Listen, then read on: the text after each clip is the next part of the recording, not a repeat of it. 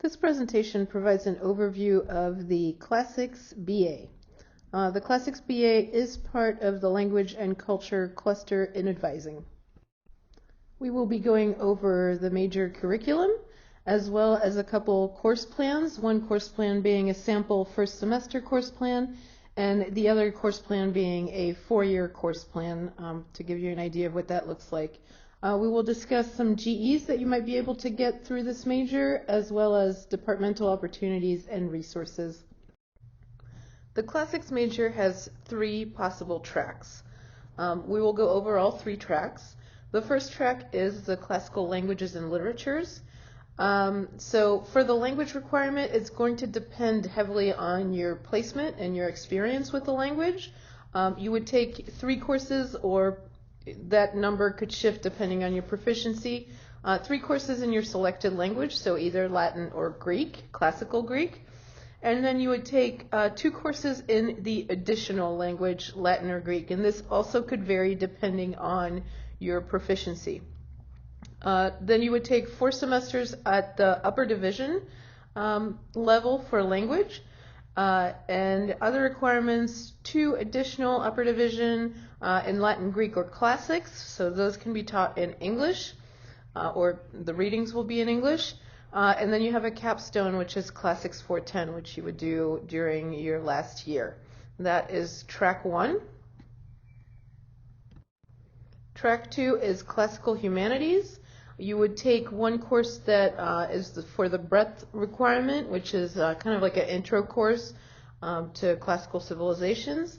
The language requirements is Latin 222 or Greek 220, which is the 3rd level of the language. So once again, the number of courses that you need to take would depend on your experience with the language.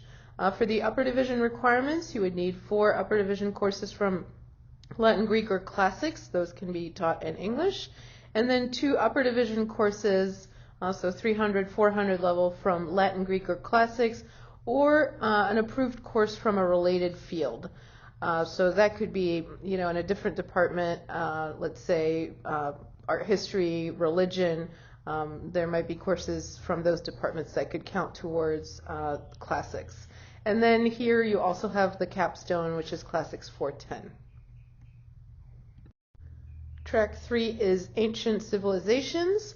For this track, you would take either Classics 101 or 150 as an intro course. You would also take Classics 151.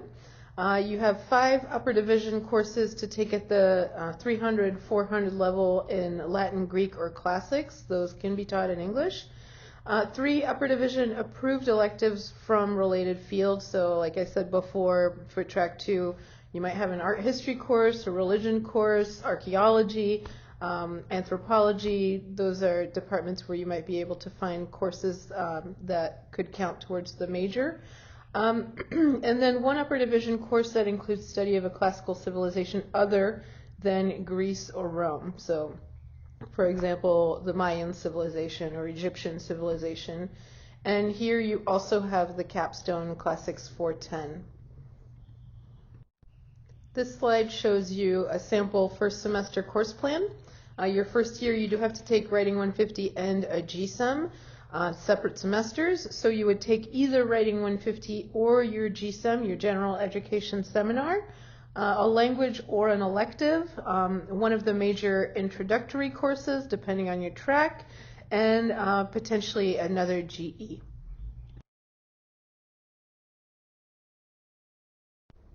This slide gives you a visual representation of what the classics major might look like in your overall degree and how much room it takes up. Now, this can vary quite a bit depending on your language proficiency if you're in the language track. Also which GEs you might combine with major courses.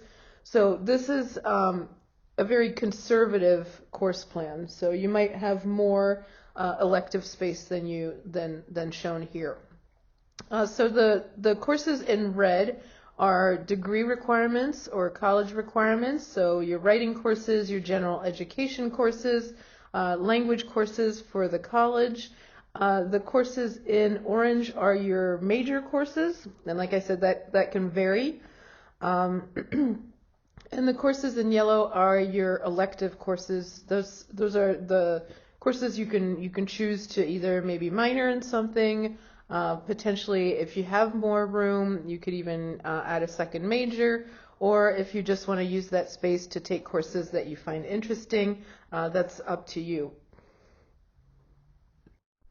GEs that you can get through the major are GEA, B, G, and H potentially. So it's a decent number of GEs that can be had through the major if that's something you choose to do. The department has some opportunities and resources. From what I understand, they've recently been given a grant to work on some ancient texts. The department is fairly small, so you do get to know the faculty quite well. They have a little tea party every Wednesday where you can meet the faculty and just kind of hang out with other students in your major or who are interested in classics. Of course, study abroad opportunities are in this major, so potentially traveling to Greece or to Italy or maybe some other places. And that concludes this presentation. Thank you for listening.